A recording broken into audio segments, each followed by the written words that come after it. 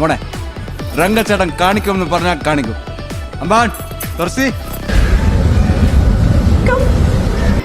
എന്താ ചേച്ചി?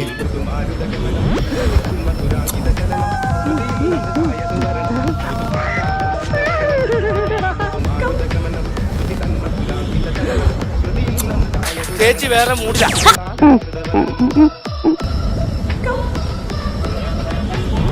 മാഡം ആത്മനിയന്ത്രണമുള്ള ഒരാൾക്ക് ഒന്നും തോന്നുകയില്ല.